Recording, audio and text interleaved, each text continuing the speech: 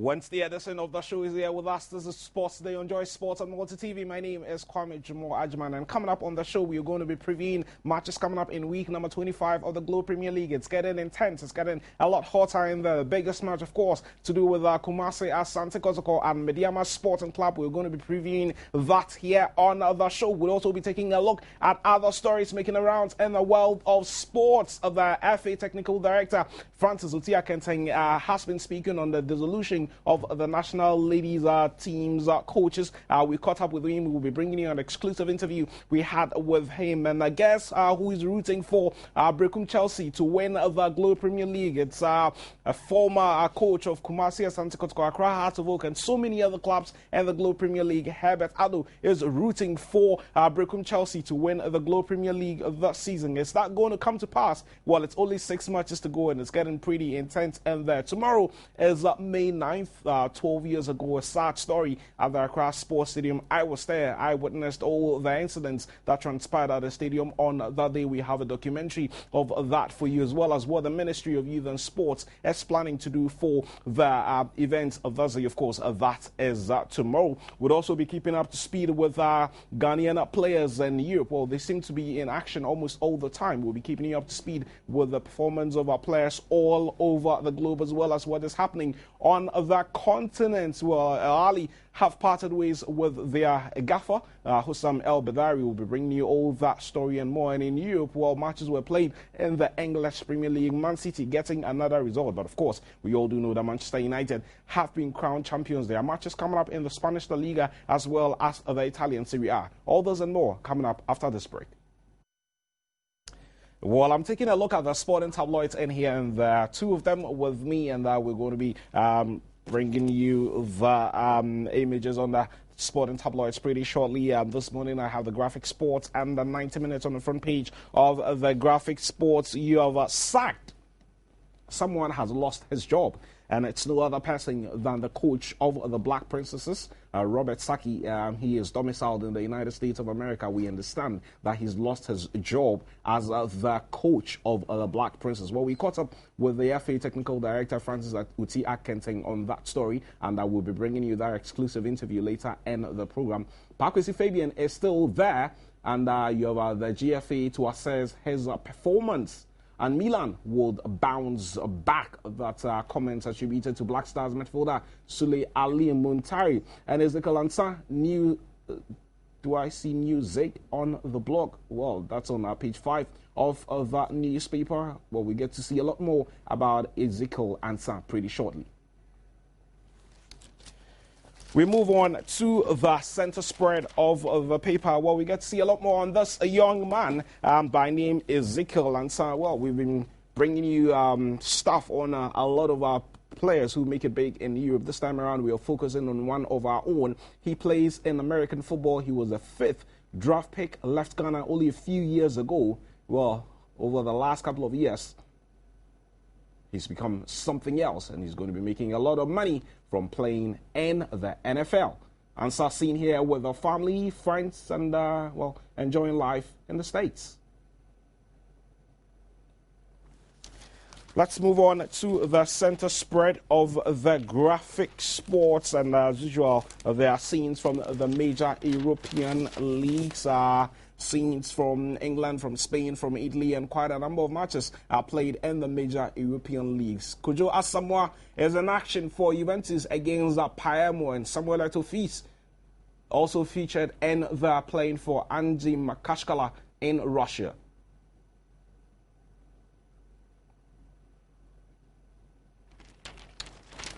And I'm sure there's one that will be of interest to a lot of Accra Hearts of Oak fans, and that is the story on page 10 of the Graphic Sports. His Hearts raking 204,000 from Hearts Kotoko game.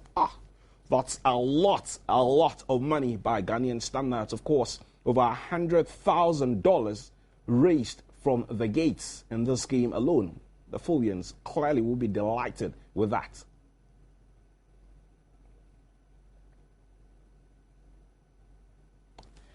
We move on and to the back page of the graphic sports. You have Mideama can't escape Kotoko's wrath as we build up to match day 25 of the Globe Premier League. The matches are going to be pretty intense and hotly contested because the points build up between Kotoko, Mideama, Berekum, Chelsea is so close. And GFA's axe falls on the coach as well. Like I told you, we'll be bringing you that exclusive interview we had with the FA Technical Director, Francis Oti Akenteng, on these coaches.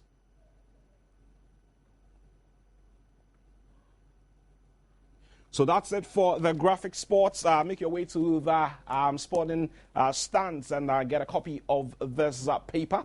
We move on from the graphic sports to the 90 minutes. And you bet the 90 minutes always adorns its front page with pictures of the players who make things happen for their clubs. Mahatma Otu is there. Kojo Asamoah, he's just won the Scudetto with Juventus. Sule Ali Muntari is also there.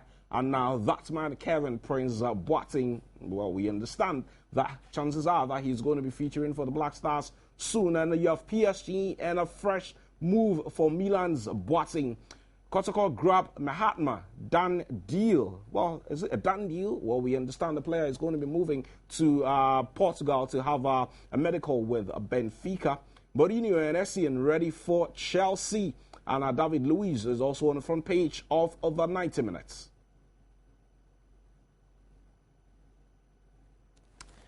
Let's move on to other pages of the 90 minutes. Quite a number of stories on Ghanaian players making it big in Europe. The centre spread has the man who has been making things happen for Manchester United. Actually, his goals have seen him reclaim the English Premier League from the previous champions. As a picture of Robin van Persie and the centre spread of the 90 minutes newspaper. So there you have it. Robin van Persie is captured here. He's also been voted Player of the Month in England.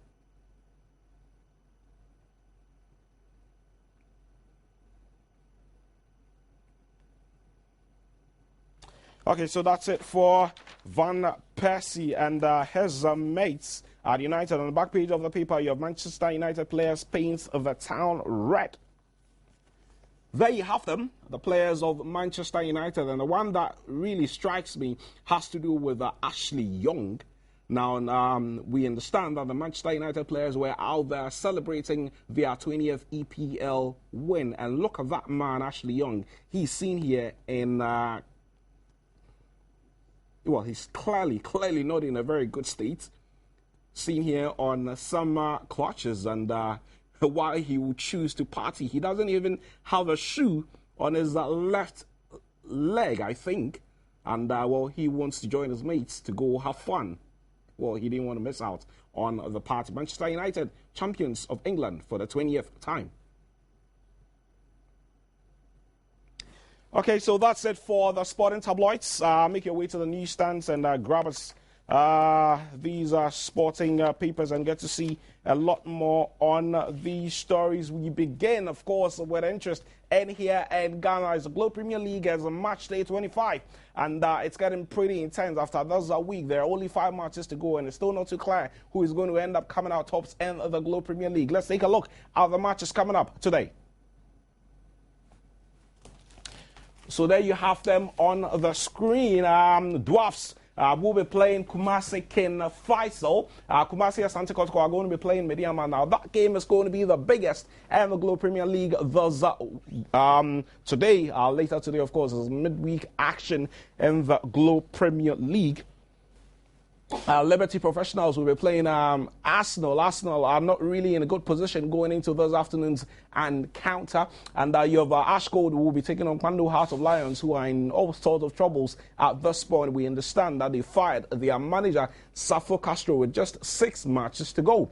Wild Stars are also in the mix. They are up against the Dubiase Football Club. Berekum Chelsea are up against Tema Youth, and I'm sure they would want to get a result in this one. Tema Youth obviously languishing in the last half of the table. It's not looking good for them at all. Real Tamale United, now they haven't won a league match and 24 early appearances. They are up against a resurgent Accra Hearts of Oak, who have only lost a game in the second round of the Globe Premier League.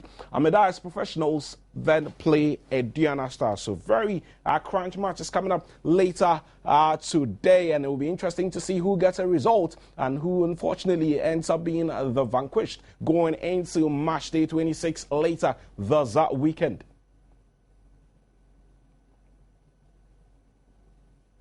We're still staying with the Globe Premier League, and this time around to one manager who has had the experience of managing so many clubs on the local scene. He's no other person than Herbert Adu. Now he's back in Chelsea to go all the way and winning the Globe Premier League. Let's have a listen to him. Very interesting, especially if you look at the two main clubs of Ghana, Hearts and Kotoko. You know, Kotoko was in Africa and he was concentrating on Africa. So the league was not its priority, but they have good quality players, and they were still with the top four. You know, they were still with the top all the time. And unfortunately for Hearts, they started very badly, and by the halfway line, they were in the relegation zone, which was not good for them. But as you can see in the second round, a lot of things have changed, especially for Hearts and Kotoko, and then the other teams who are also very strong contenders. In fact, right at the beginning, I was tipping a team like Dwarfs, you know, to be in the top, if not the top there and thereabouts. And because of their technical, you know, capabilities. And they were doing very well. But along the line, they also, you know, lost form. And a team like Aduana Stars, I believe they last year and this year, they should have won the league. But yet again, their technical ability was low. So you look at the Chelsea, you look at the Midiama, you look at the Kotoko and Idubiasi, and you see that they were doing very well, especially Midiama. But then also they had to change coaches. I know these things affect teams. You can have a change of coaches, and even the coach who's coming can be the best coach in the world, but you know, the whole temperament, the attitude of the players, etc., management, everything can change the fortunes of the team. And this is what is happening to Midiama. They've done very well. The coach who came in has done very well. He's taken them to the top. They maintained the top position until Sunday. And Chelsea, they have, to me, they have the best crop of players. And maybe they have too many good players, I would say. They are doing very well. And I tip them now from the last result, and having looked at the fixtures, they are my hot favorite now to win the league, because although they are playing, I think they have to play Midiama at home, and that will be a very crucial match. And if they are able to overcome that one, then I think they are on the right track. Kotoko also have a very good chance. Kotoko have a very good coach, inexperienced in the Premier Division. He's under a lot of pressure from supporters, etc., to deliver. But you must realize that, you know, coming to the Premier Division for the first time and to a top club like Kotoko, it's not easy. And there's so much to learn and so much to do, that coming there for the first time, if you are not brave and if you are not strong, it's very hard for you to survive. And I think the coach have done very well. Under all the pressure he's going under, he's doing very well so far, and with 6 matches to go, I just wish him all the best, and I hope that he can take one or two advice from people who have got experience, especially the latter part of these stages in the Premier Division. If he does that, I think he'll be on the right track. You don't just get up and go to a team, or the team don't just come and tell, oh, come and coach me, I'll give you 10 CDs a week, or this. The conditions must be favorable, both to the club and both to the coach, and everything must go on paper. I mean, it's important. Now we are instituting a system whereby all coaches, we're going to have a standard contract form where, you know, you have to abide by it, and the teams will have to abide. And even the FA is constituting from next season, if you don't have the license A, you cannot coach a Premier Division side. So already you can see the categories. You see, the Mourinhos are getting different salaries from the others. Why? Because they are at the top. So this is what should happen in Ghana, and the football will get on better. Well, the man, Herbert Adu, tipping Chelsea to go all the way, but there are crucial matches coming up for the teams are locked up in the battle for the title. Kotoko in there as well, Chelsea in there, Medeama Sporting Club, and there even Dwarfs with a realistic chance of amassing the Global Premier League title this year. Let me just quickly go on to the lines right now, and I do have one of the clubs who unfortunately caught up in the relegation battle. Yashin Lai is the general manager of Kpando Heart of Lions Football Club. Yashin, good morning. Good morning, sir. And thank you so much for joining us. Let me start by asking you of the decision to part ways with Safo Castro with only 6 matches to go. Well, thank you very much. Yes, we asked Safo Castro to step aside and then for a couple of games that is left. But trust me, we are not dismissing him. We are not sacking him. Safo is a very good coach. He's a young coach, and we realize things are not going down well with him, even though he's doing everything possible. You know, don't forget, every morning I go to the training grounds, I see what he's been doing, what he's been teaching the boys, and then I'm always at every game that we play so far. And so I can say we telling him to step aside has nothing to do about dismissal or whatever, but we realize there's so much pressure on him. As a young coach, we have to come to his rescue. And so that is what is going on now. He's not in fact. We only asked him to step aside for the couple of games that is left. Yashin, kindly help us clarify the situation. You are saying that he's a young coach, he's a good coach, but the pressures that he's facing has forced you to ask him to step aside. Is he still a part of the technical team? Yes, of course. He's still part of the technical team. Let me assure you that Safo is still part of us. We've not sent him any letter of dismissal. We only told him to step aside, and he understood the whole thing. And so, yes, he's still part of the technical team. Heart of Lions as a club has performed pretty consistently since you joined the elite division, but you would admit that this season things haven't gone according to plan. You have a very difficult fixture later today. How do you rate your chances? Yeah, we know it's very, very crucial, especially a game against Ashgold this afternoon at Tubuasi. It's a game we need to win because looking at the remaining games, like you rightly said, they are all very, very crucial. You know, after playing Ashgold, go home and play against Amidas, and then we have a game with Liberty, we have a game with Kotoko, RTU, and then finally Chelsea, who are on the verge of winning the league. Actually, they are doing well. I wouldn't be surprised if Chelsea become the champions once again. But back to your question, yes, we need to work very, very hard. And beginning from this afternoon, we must go all out and make sure we salvage all 3 points and then take good care of Amidas on Sunday. And then we'll be heading towards something good. I am looking at the points gap between Kpando Heart of Lions, the teams on top of you, and the teams below you. And from now to the end of the season, any point dropped is going to be a problem. What are the plans to make sure that you get reasonable number of points to survive for next season? Yeah, truly, we've also done that analysis. And like you rightly said, it will be very, very crucial if we should drop even a single point. And so, well, we're going to do everything possible. You know, sometimes you play so well and it's very difficult to win. But this time around, we'll make sure, even if we don't play well, we'll make sure we win. Because if you get a goal and you are able to defend the goal, you eventually come out with the 3 points. And that's exactly what we're going to start doing from this afternoon. Any final message for the fans? So sorry. We're so sorry for disappointing them. You know, numerous calls have been coming in, and we all know they are not happy. But they should bear with us that sometimes this is football. It happens to everybody. Look at Almighty Accra Hope.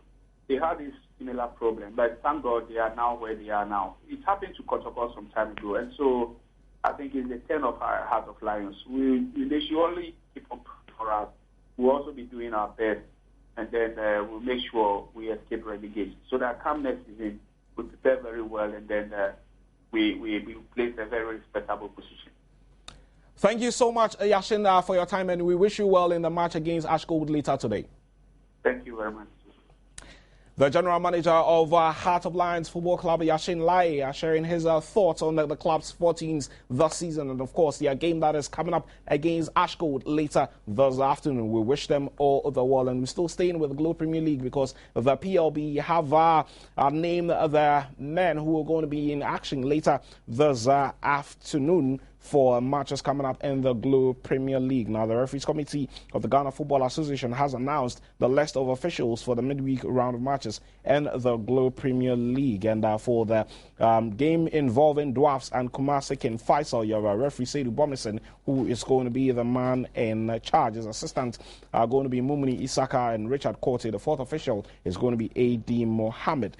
Now, for the game involving Kumasi Asante Kotoko and Mediama Sporting Club, referee Salah Zokai is going to be in the center with A.S. Malik and David Lai in there as well. For the game between Liberty and Arsenal, you have referee Cecil Fletcher with Ben Vomavo and Ben Samari as the officials. For the game between Ashanti Gold and Kwando Heart of Lions, you have referee Thomas Nunu, JB Smith and Ibrahim Jackson to handle that. While Stars and Ndubiase would have Franklin Kobner together with David Ajeng and DV Fuga. Chelsea and Tama Youth will have referee Reginald Lathbridge in the middle with Safo Adadi and Frank Bossman in there. For the game involving Royal Tamale United and Accra Hearts of Oak, it's going to be referee Obi Amankwa with his assistants Richard Apia and Isaac Bwedi. And the game between Amedayos and Diana is going to be handled by Samuel Jesse with his assistants being Ifa Tete and Paul Atimaka. So these are the men who are going to be in charge of the games coming up later today. These games promise to be very interesting and challenging ones for these officials, and well, we just trust that they are going to put in their best as far as the Globe Premier League is concerned.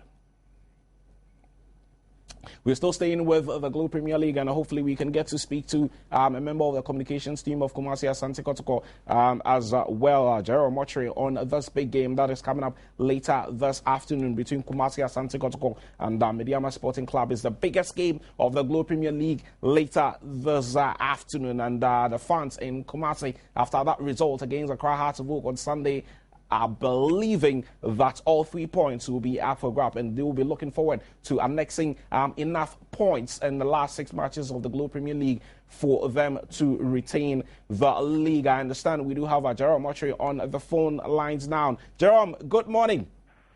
Good morning, Kwame. And now thank you so much for joining us. The biggest game of this afternoon is going to be against your club and Mediama. It's not going to be an easy one, Jerome.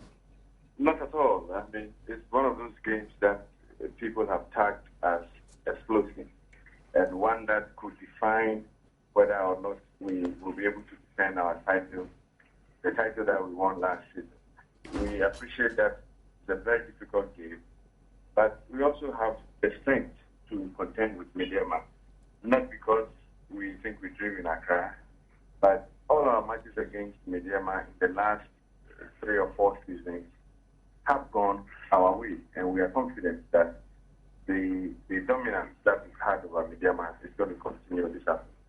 Now, Jerome, for most of your fans, it will not just be 3 points against Mediama, but with only 6 matches to go, and you just a point behind Chelsea, they are looking at your club getting enough points to retain the league starting from today.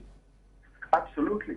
I mean, the supporters have already started their own permutations and calculations. Sometimes some of us are careful not to be drawn into those calculations because of its ramifications. But the point is that we are in the league with other things, and the results of those things equally are going to determine our fate.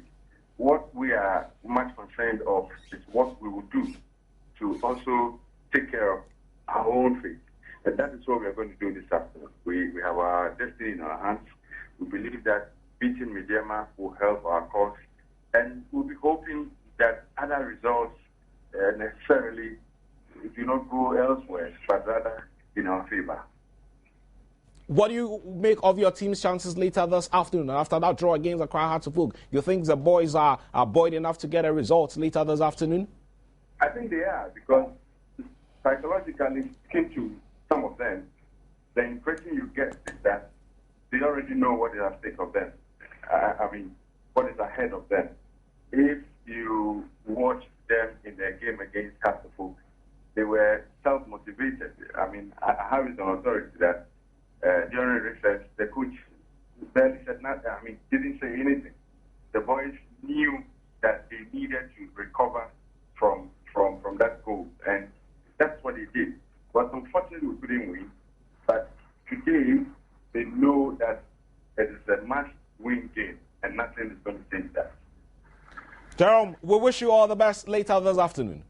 Thank you very much. Jerome Ochre is a member of the communications team of Kumasi Asante Kotoko. They are up against Medeama Sporting Club later this afternoon at the Baba Yara Sports Stadium. What a crunching game that is going to be. We're still staying with the Globe Premier League, and one young man, Kennedy Ashia, who plays for Liberty Professionals, has been speaking about his form in the league and, of course, his chances in annexing the Goal King title. Let's have a listen to the young man, Kennedy Ashia. Thank to Almighty God for bringing me so far. It wasn't easy when we started the league, but so far so good. I've scored 12 goals for my club and for myself, so I'm happy now. We want to play top 4 at the end of the season. That's our target now. Before playing against Medeama, it was difficult for us, and people think we will go to relegation, and by the grace, we are 12th position now, and tomorrow, by His grace, we will win so that we come to the top 4. We won the match Sunday, so I think that's football. You can win, you can draw, you can lose. The game was difficult. Playing against league leaders, it was difficult for us, but by the grace, we were able to manage and get the 3 points. So what did the magic for Liberty at the Takrati LA Park? The magic was we work hard. That's what bring the results to us. Okay. Arsenal are lying, I think, 14, 15 position, and we are 12. So the match will be difficult, but I hope we have to work hard because of our position, and we are playing home at Carino Park. So we work hard and collect the 3 points. Midfielder, you scored 12 goals. Yeah. Oh, that's so impressive. And I'm sure God willing tomorrow you'll be hoping to score. By His grace, I will score. Well, he may be the Frank Lampard of Ghana football. He plays in midfield, but he scores a lot of goals for his club. He scored 12 goals in the Globe Premier League so far this season, and who knows, maybe come the end of the day, there's a prize for the best player in the Globe Premier League. He might end up just winning that 3-bedroom house that has been offered by Blue Rose Ghana Limited. We wish him well as they play later this afternoon. And there's been some worrying news concerning the coaches who handle the various national leaders' team. There have been stories of managers being sacked. There's been stories of managers being replaced. Well, we wanted to get things clear and set the record straight on this particular story. So, yesterday we went all the way to the offices of the Ghana Football Association, where we caught up with the technical director, Francis Oti Akente, on what exactly is happening as far as these coaches are concerned. And this is what he had to say. We needed to talk to the coaches and to find out, most especially those who had gone for a competition and had come back. So especially like the under 20,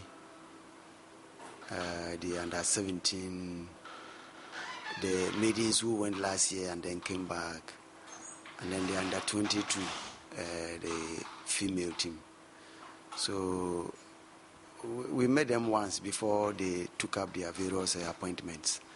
But we felt it was a long time that we had not met. So we decided to meet them and to find out the problems they encountered and what went wrong in course of their duties, and then what they have been able to achieve. And like the under 17, to find out why they considered such a very heavy defeat, and then being able to come back to play 1-1 draw with Congo and then 0-0 with Ivory Coast, and then to see the way forward. So basically, these were the things that we felt we should. Then also, there was this problem of the under 20 after coming back, calling 41 players into camp. We felt that was not normal. So we decided to find out why 2 months to a tournament, a World Tournament, and then or World Cup, and then the players that they also went with to the tournament, the under 20, the African Championship, were still around, and then they were calling such a very huge number, 41. So we also wanted to find out why they did that.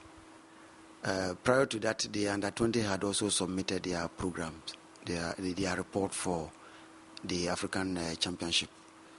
So that was also an opportunity for us to go through. And what we needed to ask them, we did all. And like the 41 names that came out, and I have already spoken to you about, the coach also cleared it. He explained, and we found out that it was an error, because we know that he's a very experienced coach, and everybody knows that he's very experienced. And if not being that mistake, he wouldn't have done that. There's this other story about the FA dissolving the various technical heads of the national women's team. How about that? Have you heard anything about that? That also hasn't come out. But it's normal. Probably it will come, I don't know, because the mandate given the coaches was 1 year.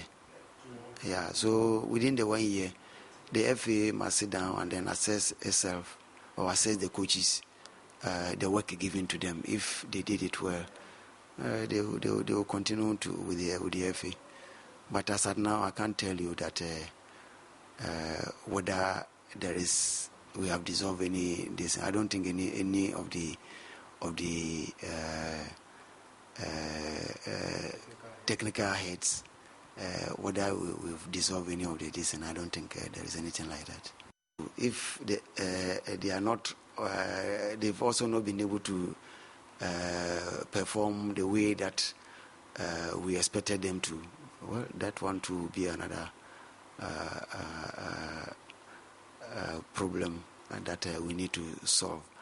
But as at now, like I've already told you, we haven't had any official letter from anywhere. The technical analysis of the AFCON 2012 held in Equatorial Guinea, Gabon, and then the AFCON 2013 held in South Africa, the just recent one.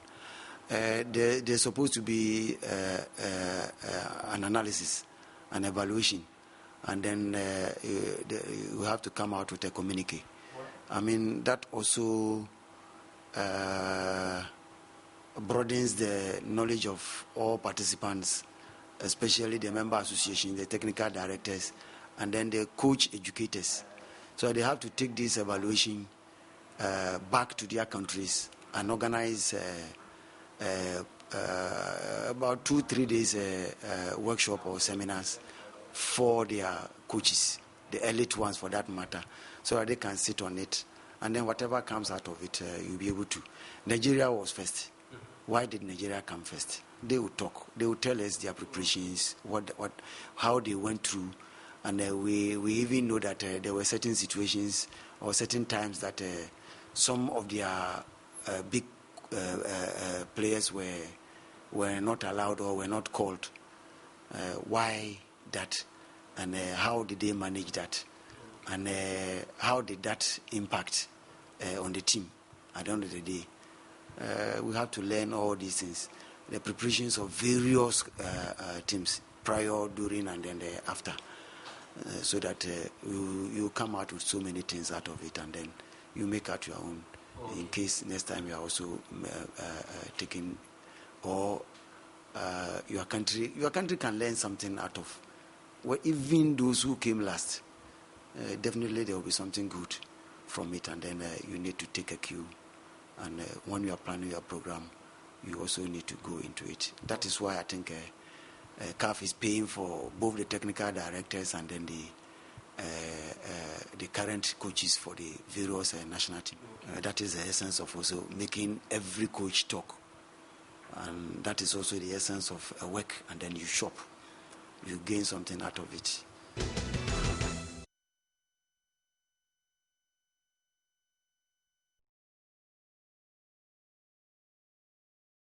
So that was our coach, Francis Otia Kenten, speaking on several issues concerning coaches and, of course, the impending trip that he's going to be having with the technical boss of the Black Stars, Kwesi Appiah. They're going to be in Cairo for a training seminar later tomorrow. And, well, he said that the Nigerians came out tops in that, and they're going to be telling us what exactly they learned in there. So Francis Otia Kenten giving us a comprehensive summary of the latest issues as far as the technical direction of the Ghana Football Association is concerned. We go back to the phone lines and get to speak to Aziz Haruna Futa. He is the boss as far as the Chapter O fan base is concerned, and he's going to be telling us what the fans are planning as far as tomorrow's May 9 celebrations is concerned. Aziz, good morning. Good morning, Mama. And thank you so much for joining us. And now you were a very influential fan as far as Accra Hearts of Oak is concerned. What exactly are you planning to do tomorrow?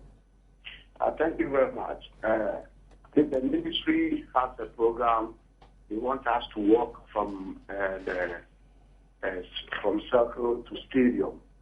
After that, in the evening around 3 o'clock at Chapter O in Nema, we'll also organize Quran recitation. After the Quran recitation, we are inviting dignitaries like the FA President, FA Vice President, Galka, the Chairman of Accra House of Food, and this thing, you're Hello? not supposed to play. Hello? I'm listening. Yeah, we, as I was saying, we invite the GFC President, the GFC Vice President, the Galka Chairman, the PLB Chairman, and Hart and Kotoko, and Mr. Herbert Mensah, for them to at least say something and educate the fans about violence and things like that. And the Brave family will also have some talk in the evening. That is 3 o'clock. That will happen at Nima. And how are you, Aziz, can you hear me? Yeah, I can hear you. How are you mobilizing the fans to make sure you have enough representation there tomorrow? But what we do is we organize the fun among ourselves, among ourselves consciously, because we believe that the May 9th, the way we celebrate, the way we commemorate it in Ghana, since from the beginning up to date, we are not happy with it because we believe that there's a fund and we have some brief family that up to now some of their children are out from school. And we believe that people have to listen to these people and say whatever is in them. I think that much belongs to them and they're supposed to get it. Okay, Aziz, we are definitely going to be there to cover the activities tomorrow, and we'll get to hopefully interact with you guys as well. Thank you very much.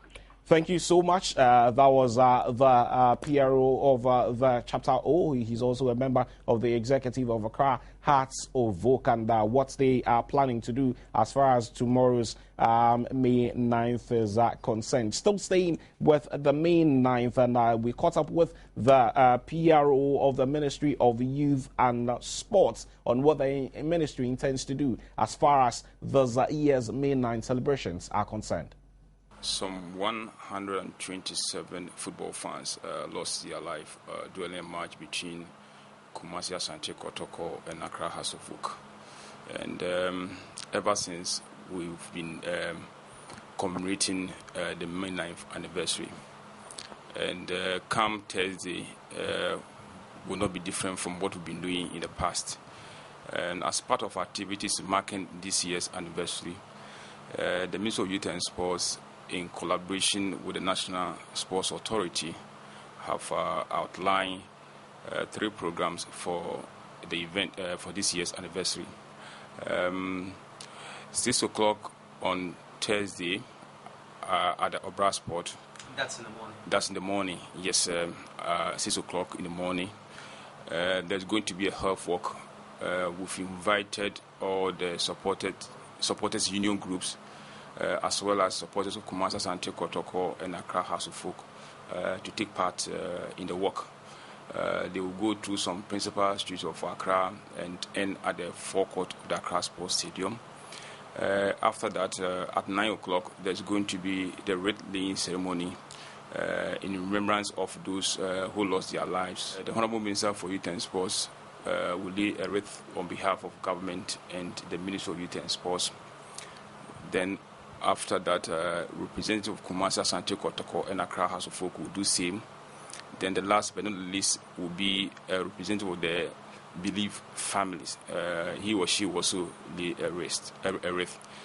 Then the last program for the day will be held at the media center, and that one will be the health and safety talk.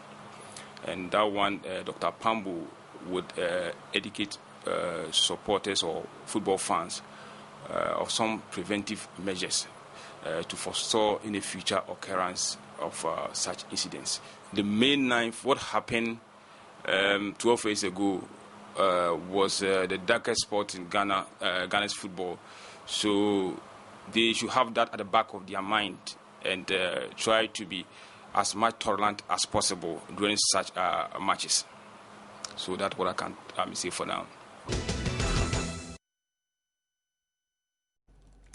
The PRO of the Ministry of Youth and Sports, Michael Frimpong, on the plans of the ministry for tomorrow. Very sad day in the history of Ghana football. May 9th, 2001, where up to 126 fans lost their lives. And this morning we want to just briefly relive the unfortunate memories of this particular event, and so many years down the line, what has happened. We have this brief documentary for you.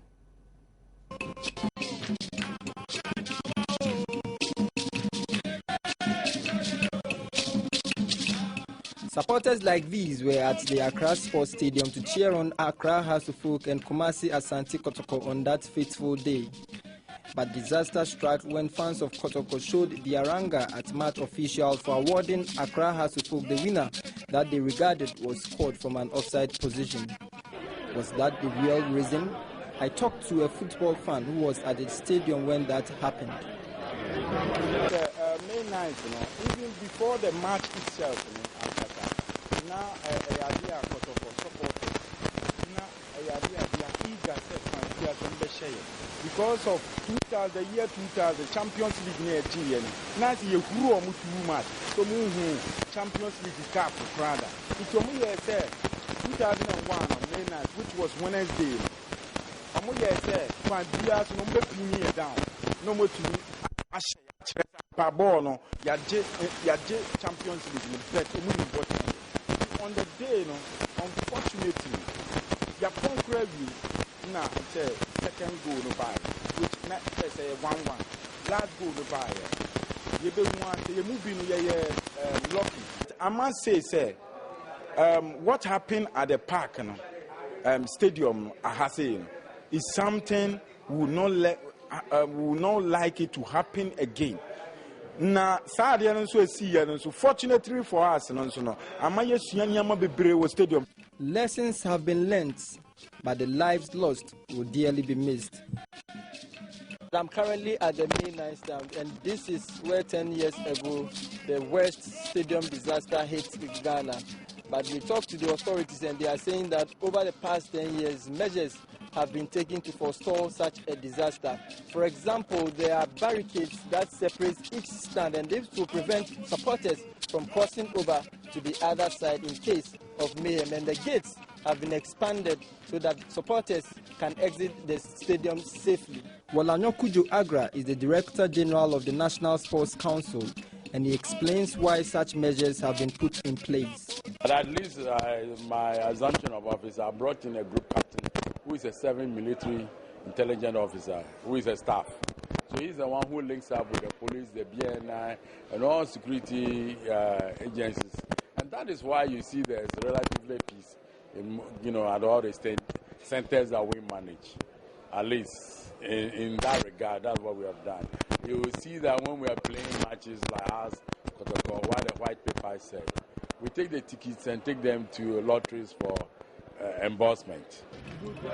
Meanwhile, the Minister for Youth and Sports, Honorable Clement Humado, will chair an advocacy team as part of the 10th anniversary of the disaster. The team will educate all stakeholders and alert them on the factors that are likely to cause such incidents.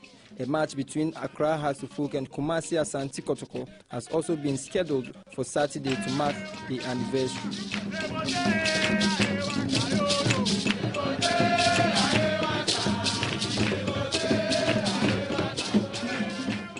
Lessons will have to be learned to prevent such a dreadful event ever happening again.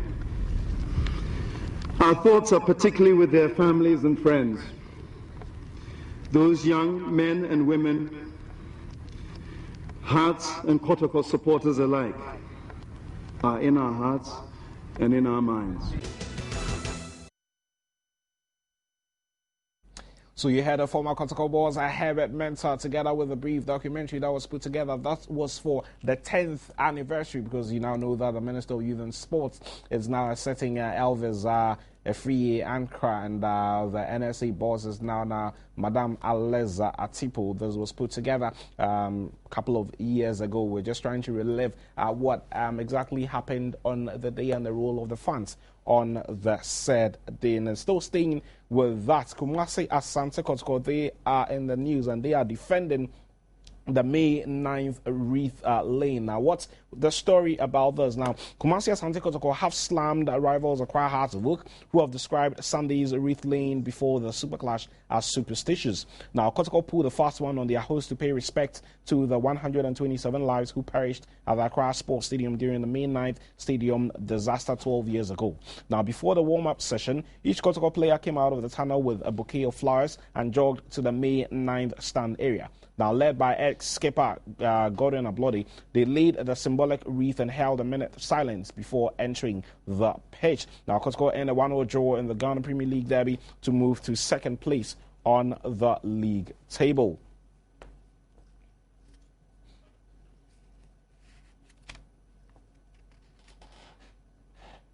Away from the May 9th, and the Nigerian side, Enugu Rangers and Ismaili of Egypt, will join two Ghanaian teams for this year's President Cup that has been slated for the Accra Sports Stadium on Republic Day, July the 1st. And, the Ghana League Clubs Association are saying that all is in place for these two clubs to make their way to Ghana and hopefully give us one treat that we are all going to be excited about.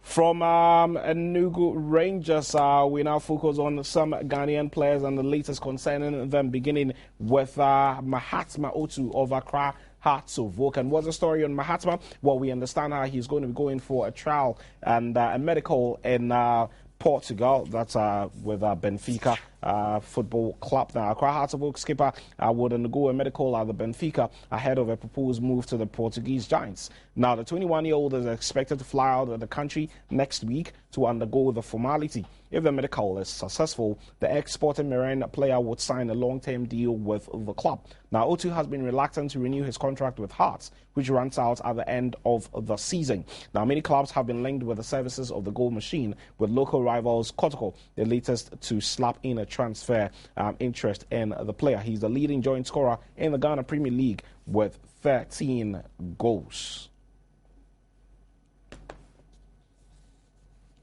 Now, from Mahatma Otu, we move on to another young man who claims that he's agreed to join Turkish club Denizlispor. He is Mahadi Abubakar. Now, Ghanaian midfielder Mahadi Abubakar claims he's agreed a deal to join Turkish side Denizlispor. Now, the former Midyama enforcer has been inactive since he left relegated Ghanaian side Wasserman 2 years ago. Now, the 19-year-old has claimed he will join the Super League side this summer. Abubakar has previously played for Fete Feyenoord, ASEC Mimosa, Kaduna FC, and Academy de Sol Benin. From Mahadi, we move to the skipper of the senior national team, Samoa Jan. Now, what's the story on Samoa Jan? Well, we are made to understand that the player has missed out on winning a treble for his club this season after the Al Ain club were knocked out in the UAE President's Cup. Now, the Ghana striker was in action for the Garden City club, which lost 2-1 to Al Ahly on Sunday in an explosive match. We saw Al Ain finish with 9 men after Mohamed Ahmed and Omar Abdul Rahman both saw red, while their coach was also sent to the stands.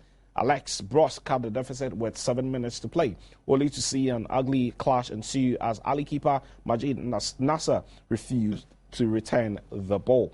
Al Ain clinched the Etisalat Pro League title 3 weeks ago with 4 matches to spare.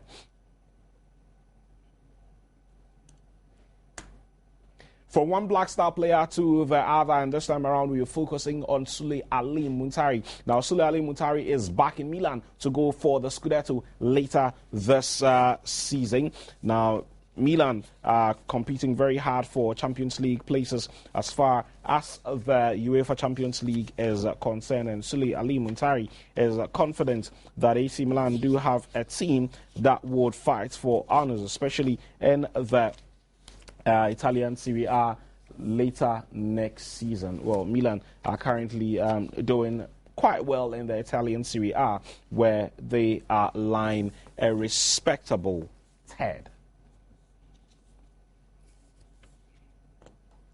From Sule Ali Muntari, we will move on to another Ghanaian player, Afriyie Acquah. He scored Ghana's goal against Malawi, if you recall, last year, but Afriyie has not been that lucky after his move to TSG Hoffenheim a couple of months ago. Now, TSG Hoffenheim have agreed to loan out Ghana midfielder Afriyie Acquah at the end of the season. Now, the 20-year-old signed a 4.5-year contract with German Bundesliga side in January after impressing on loan at Parma from Palermo. Now, the Ghana international never debuted for the club, who are battling relegation in the German top flight.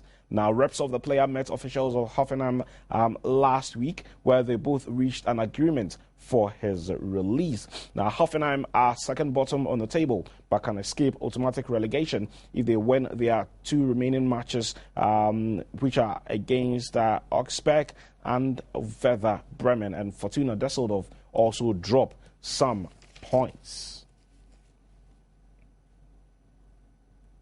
From Afriyie Acquah, we move on to Emmanuel Clottey. Now, Esperance new signing Emmanuel Clottey is delighted to have played a part in the side's progression into the group phase of the CAF Champions League. Now, the Tunisian Giants overcame a stubborn Algerian side, JSM Bejaia, by a lone goal in the return fixture at the Stade Olympique de Rades last weekend. Now, the Ghanaian international who joined the Blood and Gold at the start of the season was introduced into the game in the 65th minute. His partnership with Odai proved a sharp attacking force, which resulted in the only goal of the match scored by Khalil Shaman through the sport kick in the 77th minute. Clottey joined Esperance on a 3-year deal worth up to $1.5 million at the start of the season. Now, one player has been fortunate to help his club qualify for the group phase of the Champions League, but one other player is, disappointed that his team did not make it to the next stage of the competition, and that is Solomon Asante. Now, his side may have failed to qualify for the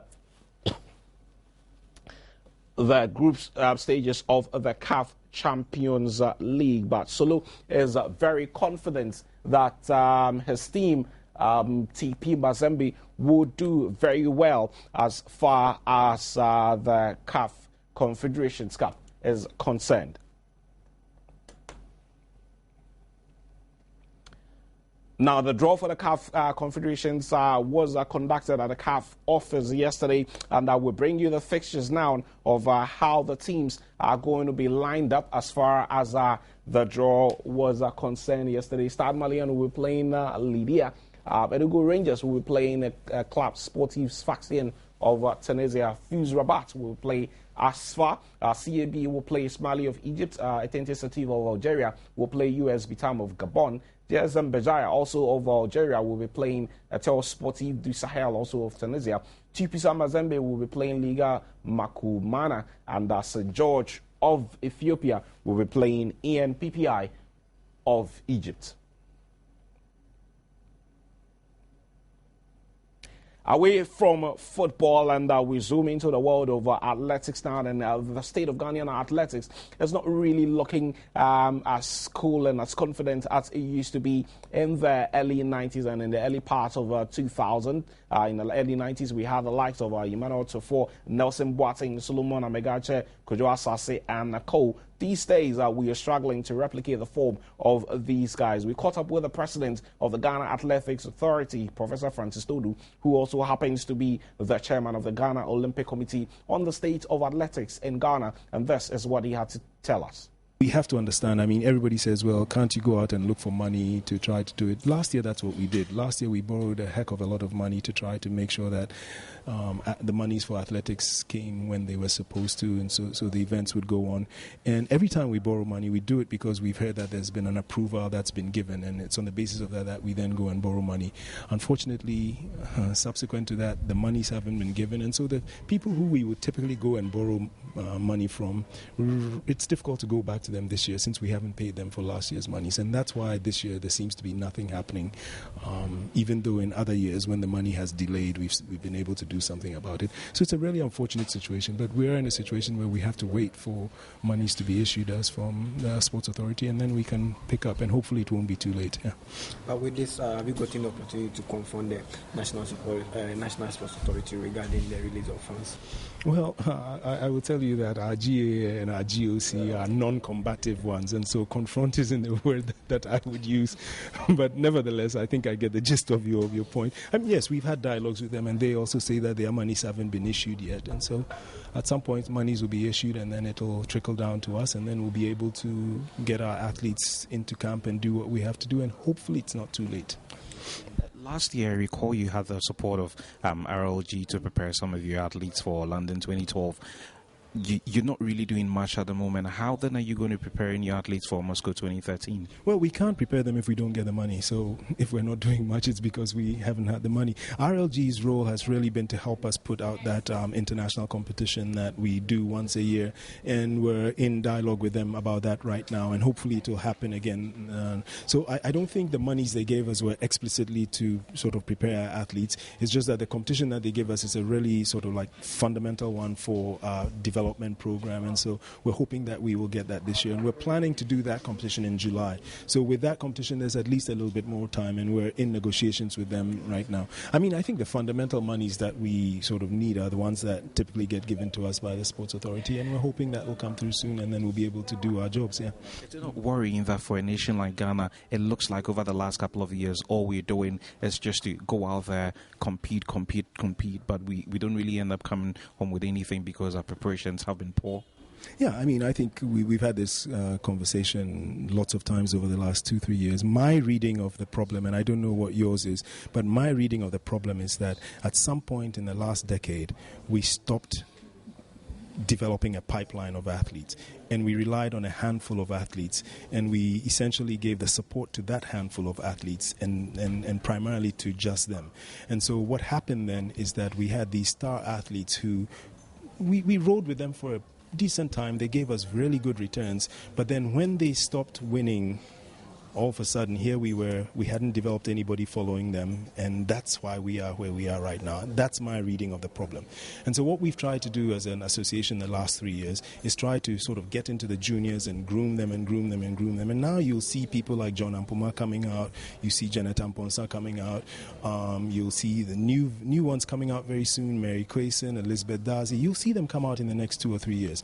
And I think that if we were patient enough and just sat and watched the last 10 years unfold, it's mighty unfair to expect that we can in a year or two produce magic to get new stars and so on and so forth. I think the president of the land in his last address at the Black Star Square made a comment to the effect that it's like we're magicians and we want everything to happen by tomorrow.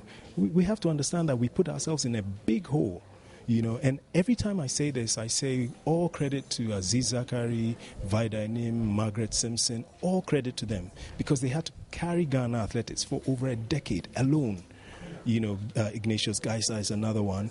Never in the history of Ghana athletics has that happened, where you could count on 4, 5, 6 people for a decade with no new names coming in. You see what I mean? Yeah, and that's where we put our sport. And so now that they are sort of towards in the twilights of their career, we can't expect magically for new people who we haven't invested in to come. And so that's what we've tried to do. But to invest in them, we had to go get them from schools, and it's taken a while. But last year you saw Janet Amponsa's performances. She came 5th at the World Junior Championships. Last year you saw John Ampuma's performances in his first year throwing the javelin seriously. He got the silver medal at the African Championships. He's in the US now at a university. So they're coming, but you're going to have to be patient. The same way you were patient when the sport was being destroyed. You're going to have to be patient as it gets rebuilt. Yeah, so that's where we are, unfortunately. A few of your athletes have been throwing a few punches at you concerning a few monies all them and all. How are you sorting that out? Well, yeah, I'm a big boy, so I think I can take those punches. But the truth of the matter is that we have tried to pay all the monies that the GA had outstanding to athletes. The monies, so they're per diems and so on and so forth, that monies were given to us, we've sort of paid all of those. The monies that you typically hear them complaining about is the ones who went to the African Championships and won medals, Margaret and the women's relay team and John Ampuma and the javelin. They're the ones who haven't been paid their bonuses. Now, bonuses are not something that federations control.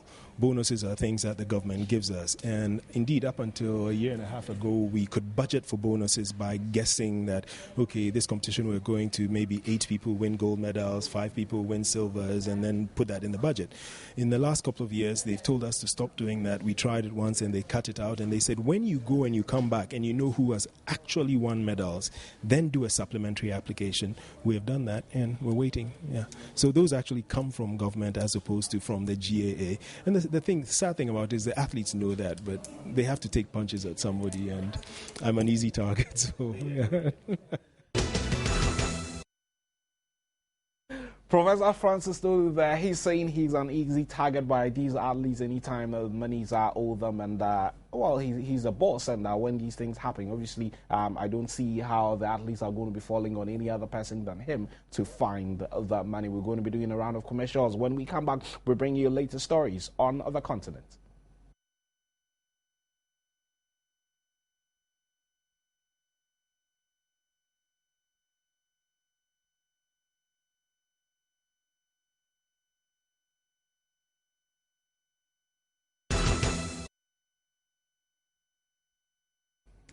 We're back from the break. This is still live on Joy Sports and Multi TV. It's the midweek edition of Sports Today. We now move over to stories on the continent, and Egyptian Hussam El Badari has quit his job as manager of Al Ahly Football Club. Now, Hussam El Badari has announced he's leaving African champions Al Ahly of Egypt to move to their namesake Al Ahly Tripoli in Libya. Now, his decision came hours after he led the Egyptian side to the group stages of the Champions League with a 2-1 win over Tunisia's CA Besiktas on Sunday. It brings to an end his second spell in charge of the club that he played for 9 years. Al Ahly are set to name a replacement for El Badari, who led the side to the Champions League title last year.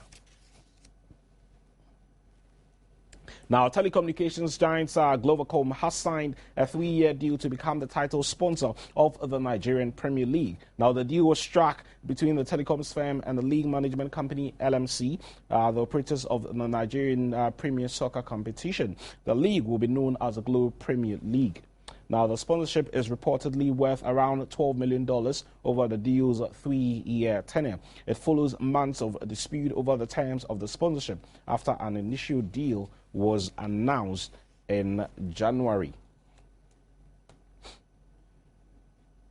Still on issues in Nigeria, Nigerian coach Stephen Keshi says he's considering making a choice between strikers Michael Nemaro, who played for Turkish club Sivasspor, and Werder Bremen's Joseph Akpala to fill the vacuum left by injured Spartak Moscow striker Emmanuel Emenike. Now, Keshi returned to Abuja on Monday morning following his sojourn in the United States and visited the Secretariat of the Nigerian Football Federation to see his employers and discuss the best way possible to get the needed positive results in the 2014 World Cup qualifying match against Kenya and Namibia, and the FIFA Confederations Cup, which is to be held in Brazil later next month. Now, both strikers last played for the Super Eagles in 2010. Nigeria will play against Kenya in Nairobi on June the 5th before flying to Windhoek to take on Namibia on the June the 12th. The African champions will then head to Brazil for the 2013 Confederations Cup, where they are joining Group B alongside world and European champions Spain, South American champions Uruguay, and Oceania champions Tahiti.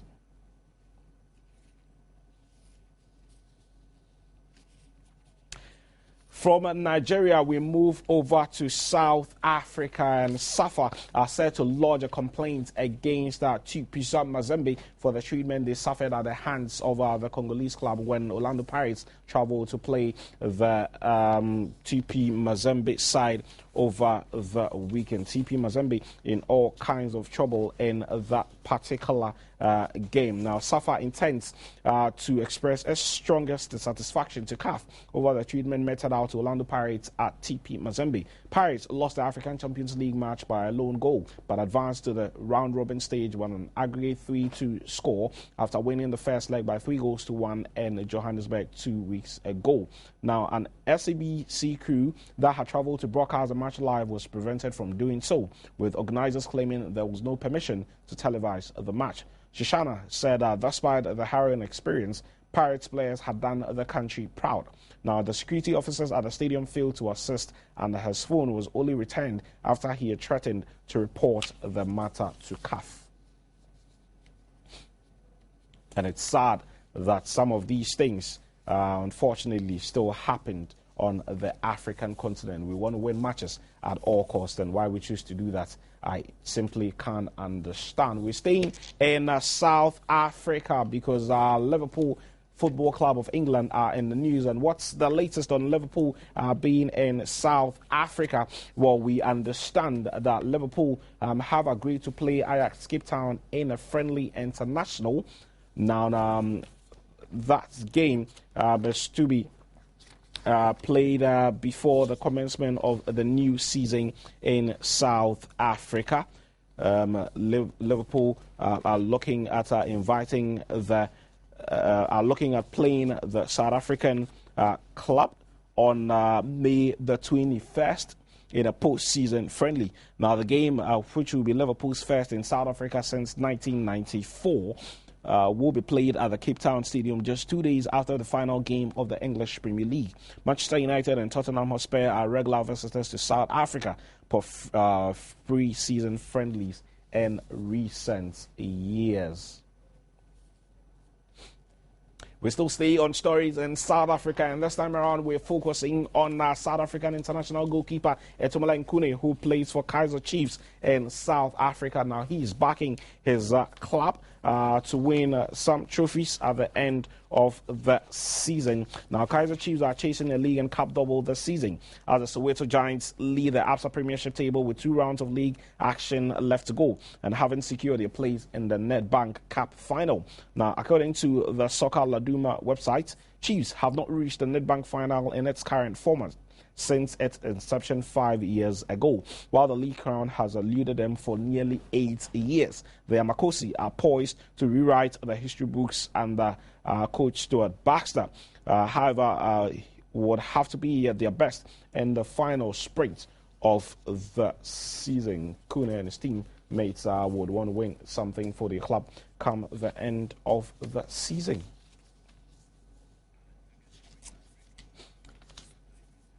Well, we're going to be continuing with these stories, but the latest we are getting from the camp of Manchester United, a very shocking one. This story started making rounds on Twitter and on the various social media Facebook pages yesterday night. The latest we are gathering on the story is that Sir Alex Ferguson has announced his retirement. I'm going to be giving you a confirmation of that in due course. But, well, like I said, this story has been making rounds on the various social media pages and on the international website. I'll be reading a statement shortly that has been released by his club, Manchester United Football Club, concerning the gaffer. He has been with the club for 26 years and counting, and it's going to be interesting how Man United are going to be looking for a new manager pretty shortly. I'll be doing that for you before the program ends, but that is the latest we are getting concerning Sir Alex Ferguson. He has announced his retirement as manager of Manchester United Football Club. He's been associated with the Reds for many years, and well, it was coming, and it has finally come. Sir Alex Ferguson announcing his retirement. We're still staying in England, and QPR midfielder Stefan Mbia is in the news. Well, he has denied a Twitter comment that supposedly said he wanted to quit the Ars club. He's denied that he asked to move on from Queen's Park Rangers, and he says that he would want to remain with the club, and he's never asked to leave the club. The Cameroonian international has denied using Twitter to try engineer a move from relegated English Premier League club Queen's Park Rangers. Now, Mbia moved to QPR from Marseille last summer, and it appeared he had contacted Joey Barton, who moved to the French club on loan as part of the deal, on Twitter, asking to swap clubs. Both the player and reps of QPR have claimed Mbia's official Twitter account had been hacked, and the 26-year-old had no idea of the incriminating messages. Now, a public message was sent from Mbia's account to Barton, seemingly suggesting that he was looking to leave Loftus Road at the end of the summer. From Stefan Mbia and to the sports minister in Uganda. Well, Uganda's State Foreign Minister for Foreign Affairs, Henry Okello Oyem, says the Federation of Uganda Football Association needs to be disbanded. Now, the former sports minister has revealed that the FUFA, under the leadership of Lawrence Mulindwa, is not taking Uganda football anywhere. Oyem said that there has been a total mess in football administration in Uganda for a long time, and something must be done about it. Uganda has continued to suffer an agonizing 35 years trying to qualify for the African Cup of Nations since finishing runners-up in 1978. He mentioned the current scenario where two parallel football leagues existed in the country, and yet the FUFA is comfortable with it.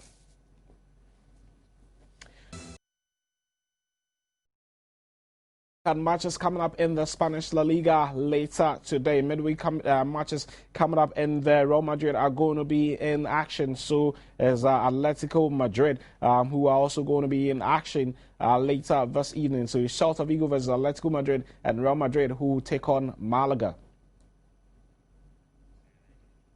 We move over to the Italian. You have US Pescara, who will be playing AC Milan. Atlanta will play Juventus. Bologna will play Napoli. Cagliari will play Parma. Inter will play Lazio. Palermo will play Udinese. Sampdoria will play Catania. Siena will play Fiorentina. And Torino will play Genoa.